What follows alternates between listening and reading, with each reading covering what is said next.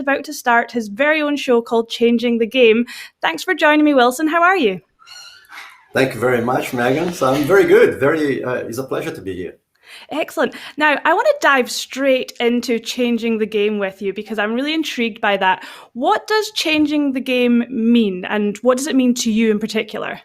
I think changing the game is an opportunity to connect to people and to hear stories that will help us to understand better how diversity and innovation can change the future. That's what it is all about. So, what's the show going to consist of? What are we going to learn when we're listening to you? So we will be looking to invite guests that have changed the game in their story. So they have some sort of stories that show how they change, how they came around, how they come around the diversity, and we will hear those stories with the intention to inspire people, for people to perceive that they can learn from that, learn from the good and the bad. Yes, that's pretty much it. Oh, I love that. So we're actually going to hear from people that are, I guess, in the middle of changing the game or maybe at the end of it. And I presume you're talking about men, women, different races, like all kinds of diversity, or is there a specific diversity that you're interested in? We are talking about all kind of diversities.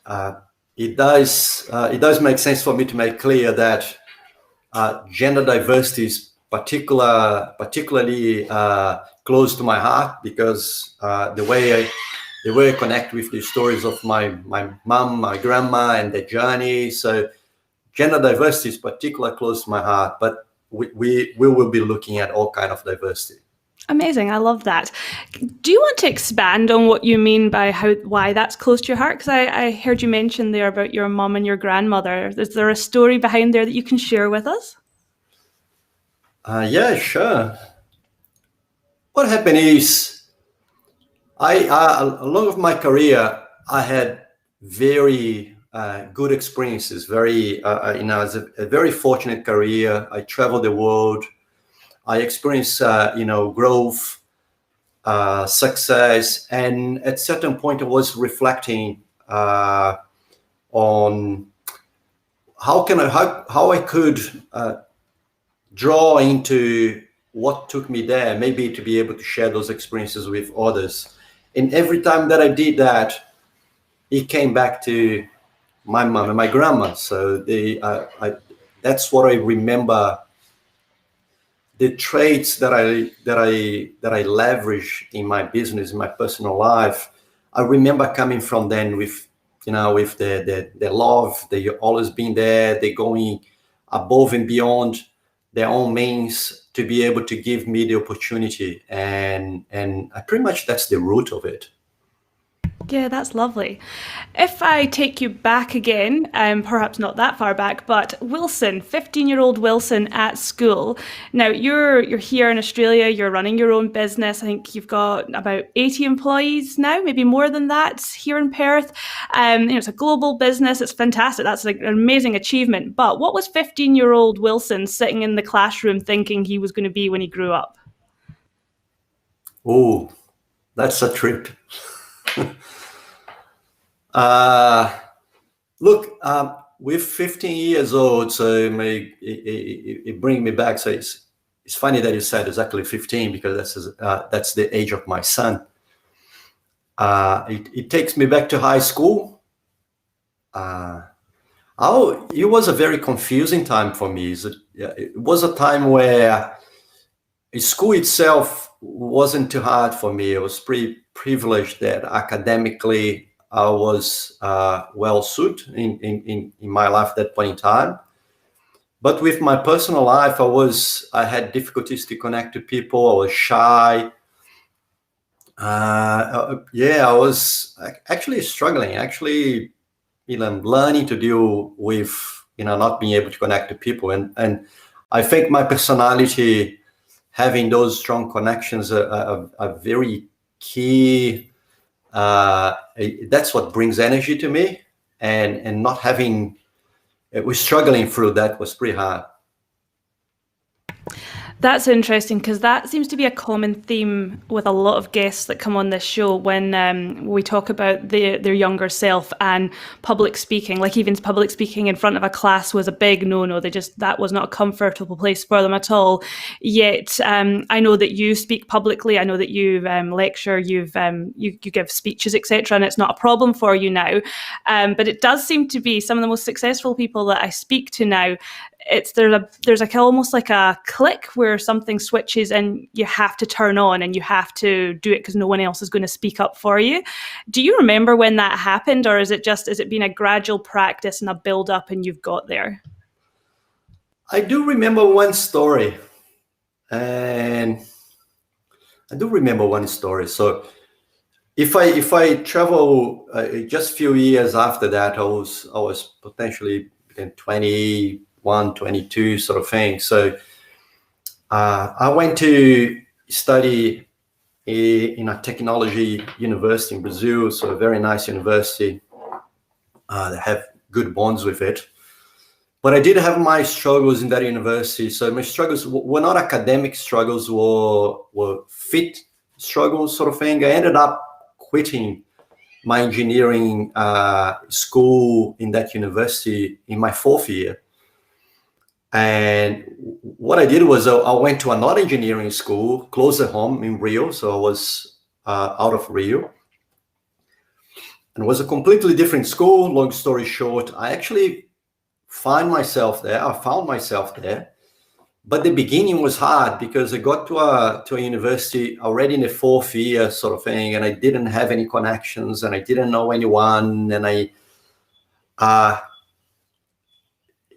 thanks for making me remind that story. So there was one day, it was close to my birthday, and I was with that struggle of, as my birthday is coming along, I'm traveling, my life is here, but I don't have friends to invite to my birthday. So I just decided to, I don't know why, but I decided to stand up, go in front of the class, ask the people not to leave the class after the teacher has gone, because, teacher gone, everybody goes. So, and I told the class the story that I was new at university, that I have the feeling that everybody, were friends, everybody knew each other, everybody, and I wasn't happy with that. Oh man, I'm emotional here. And and so what happened was actually the reaction that I had from the people was something extremely amazing. So the support I got from there, and the people that came around, and the friendships that we formed, so it was awesome. But even better than that was my realization that perception that I had that everybody else were friends and I was out of that club wasn't true. So to a good extent, a good part of the people was struggle as well with the lack of connections, right? So they were aiming for someone to reach out. They were looking for that same sort of thing. And I think that is stroking me, that sort of, I think I will stop assuming things from now on, and I will reach out and talk and have a conversation and ask what I need, and offer help when I can help. So I think that was a very key moment that completely changed my life. That's a massive lesson to learn very early on, and also that takes a lot of courage to be able to stand up in front of classmates because you made yourself extremely vulnerable, which I think is something that we don't really get comfortable with, making ourselves or allowing ourselves to be vulnerable until we're a little bit older and we feel like we can protect ourselves from it. So that's massive that you could do that so early on, and it's obviously helped you with your career and massive moves in your life, because you've come to, well, Australia's not the first foreign country that you've lived and worked in. It's the second. You were in America beforehand, if I'm right. And, you've had challenges that, a lot of us couldn't fathom, because although Australia is a new country to me, English is still my first language, and it's still the first language here. There's a lot less cultural change, and the environment's much easier for me. Do you mind talking a little bit about some of the challenges that you faced coming to new countries and the language barriers and how you've overcome them? Because hopefully it'll help someone else who's listening that has some barriers and they again think that they're maybe the only one that's going through this. I think I'm smiling because I heard sometimes, I heard in the past that, your English is good, so, how you learn it, because there is a reckoning, I think the phrase "your English is good," but we recognize English your second language. So your English has lots of problems, but we recognize the second language as a second language is pretty good. So sometimes I think I was I felt I was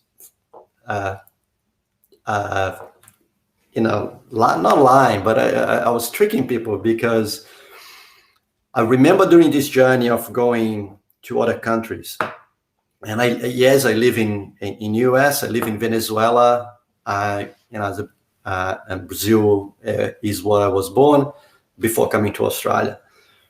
So there were moments when I actually didn't understand what people were talking about. This was extremely hard. So I had to somehow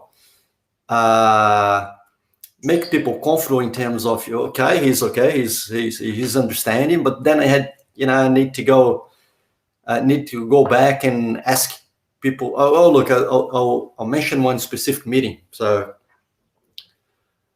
particularly in Australia, right? So when I arrived in Australia, my job was a job that was particularly related to connect to the workforce in the mines. I was a liaison person to communicate and talk with the people in the mines.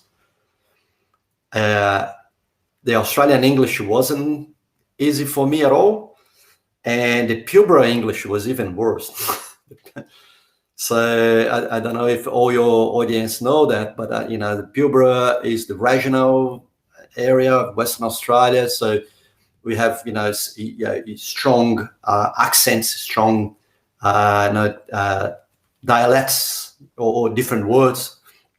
So, and I would call these people to talk with them, and the reality is that I would get 20% of the conversation. So I really didn't understand. So somehow I needed to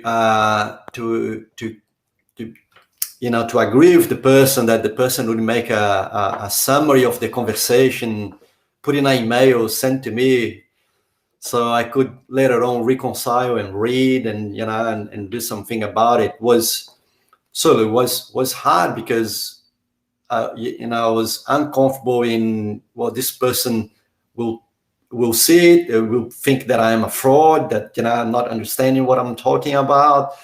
That would make me go back home with strong headaches and sometimes very sad. But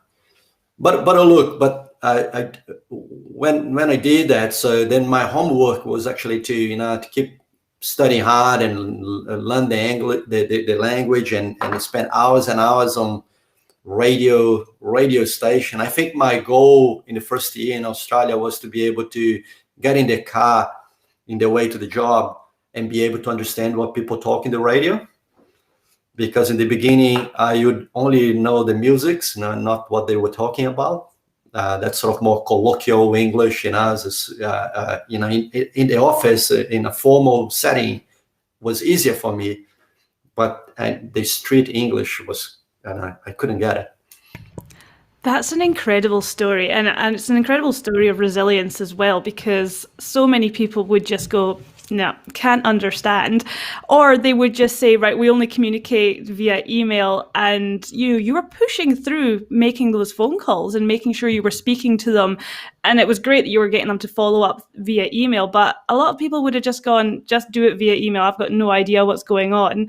Um, I kind of relate a little bit, but again, English is my first language, and it is here as well in Australia. And I remember I had to get some entertainment for a conference gala dinner that I had to do, and I got a comedian. Now, this was a well-known Australian comedian, and apparently he was fantastic. I was sitting in the front row and I didn't laugh once, but everyone around me was bent over double laughing. He was speaking so fast and with a strong Australian accent, I couldn't pick it up. I could not pick a word of it up. And English is my first language, so I can't even imagine how hard that must have been for you, especially with some of those technical terms, liaising with mine sites. That's incredible. Well done. I think it's one of the very happy moments in my life was when I could understand an Australian stand-up comedian joke. Yeah. Oh, brilliant. I love that. Thanks for sharing that story, Wilson.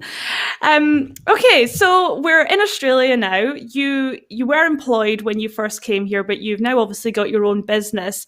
Tell us the story, the transition. What made you want to go into business over here? How did that all come about? When I arrived in Australia, so I got a job with BHP. I do need to say that I'm extremely grateful to BHP for the opportunity that I had. So not only got a job, but we're talking about these challenges with the language in the beginning.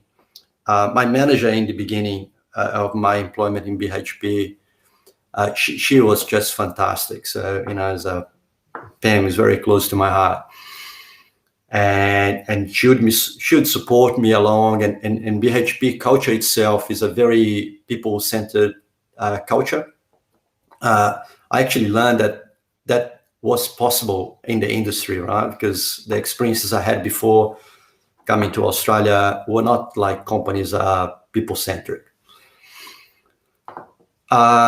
Before coming to Australia, when I came to venture with Visagio, there wasn't the first time that I did that. So I ventured before with 3 other companies that we start up together. I think I love that. So it's starting companies from the scratch and having having the overall view of what that can become and articulating what kind of big problem we're trying to solve, what kind of market we're trying to achieve, what kind of why we're doing it, what's the purpose of that stuff that we're doing. So I love that. And after a few years in BHP, so I think that it started, my blood started to boil again, and it was calling me to go and venture again. So obviously, large organizations have different dynamics. And I thought it was the right time to do it. Lucky, I guess, is that I already knew Visagio from Brazil. I had the opportunity to work with Visagio in a casual job when I was doing my full-time MBA. I also had an opportunity to actually hire Visagio as a client.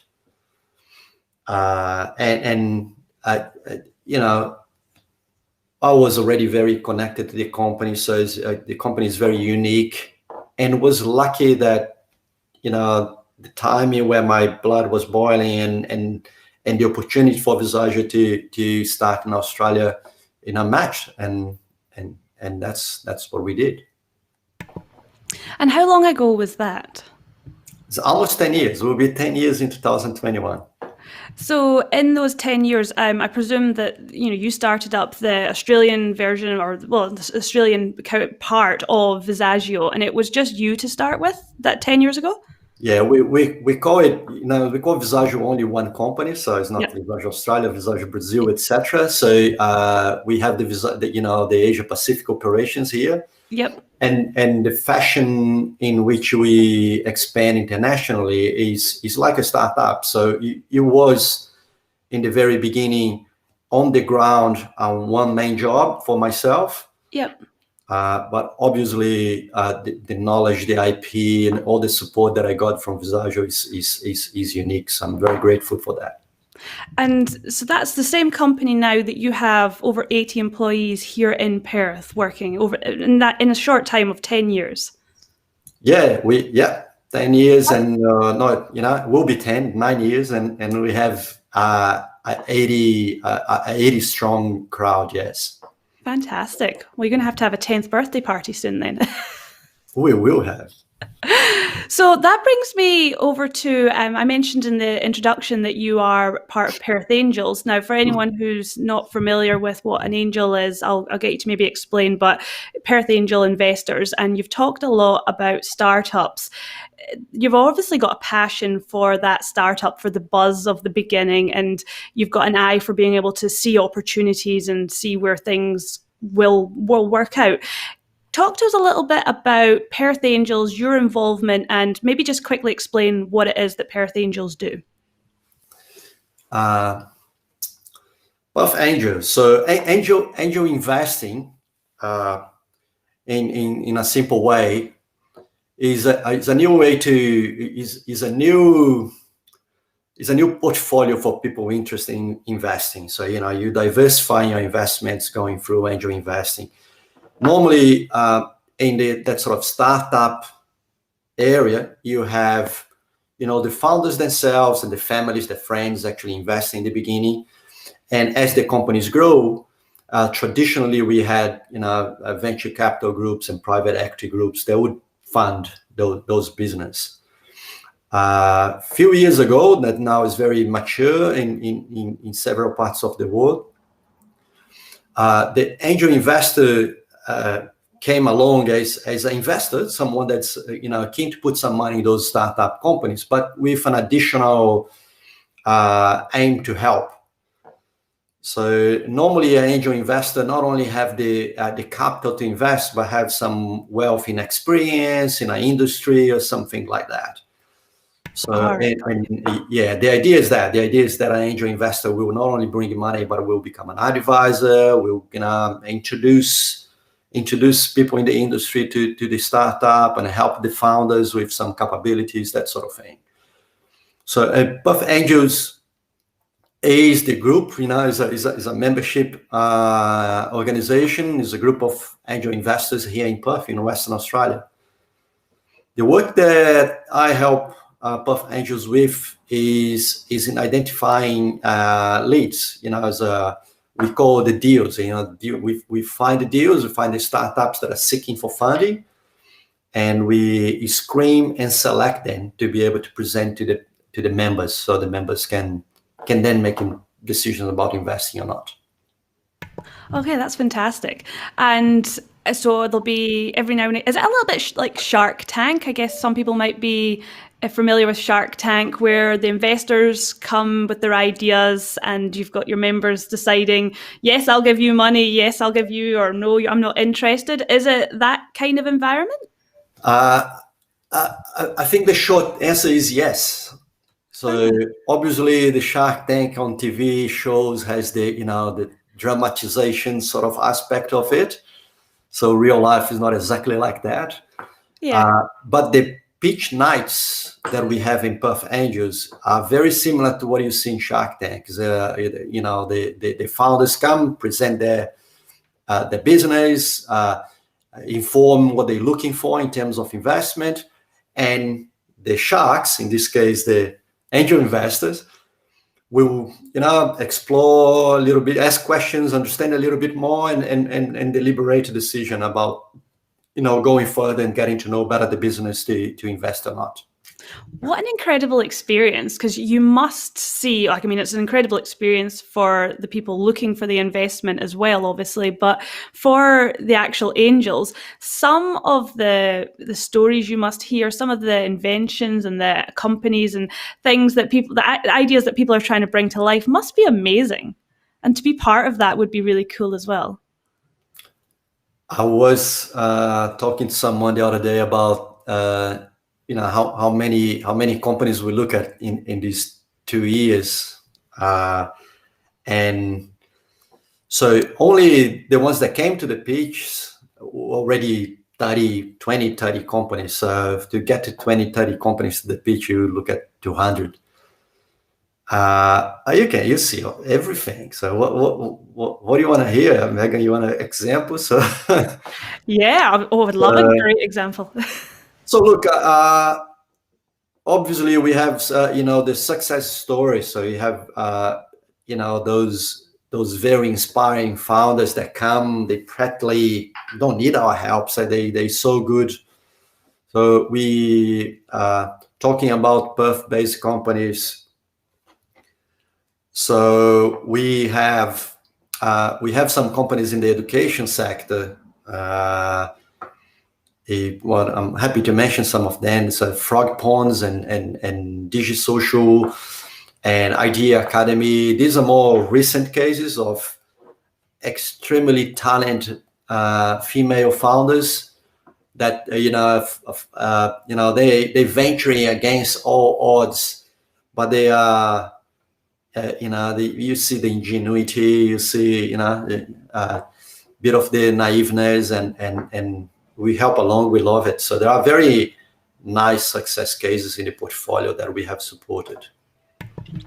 I can see the passion coming from you when you talk about some of those examples, because, I mean, they're ticking all of the boxes of things that are important for you: diversity, innovation, education. Like, I can tell from conversations we've had previously and from today that those things really are crucial to you in your personal business life and your extracurricular activities like Perth Angels. Like, it really does come full circle with you, and I can see that from this conversation we've had today as well. So sometimes I think that's just luck. So I don't think we're intentionally looking for any sector, and then suddenly we have all these startups in the education sector coming along and say, "Wow, that's awesome." Yeah, no, I don't think it's luck. I think you see what you're passionate about. So you're identifying these ones because you can see a future in them. You can see it's something that you're interested in as well. It's like when, you get a new car, you think that you're the only one with that car, and then you're driving down the street and everyone's got it. It's everywhere because you keep noticing it. So I think you make your own luck, and I think you've done that really successfully, Wilson. Thank you so much for your time. Now, I'm just going to mention again, Changing the Game. That's your new show that's coming out, and that's coming early 2021. So hopefully we'll be able to see that soon. So if anyone's on LinkedIn, I saw a hashtag floating around. So hashtag Changing the Game. They can keep up to date with what's happening there and see the first show when it comes out as well. Is that right? That's exactly right. So thank you very much. Thank you for your kind words. Thank you for helping to promote. So I appreciate that. No, thank you, Wilson, and thanks for joining us. Thank you. Bye.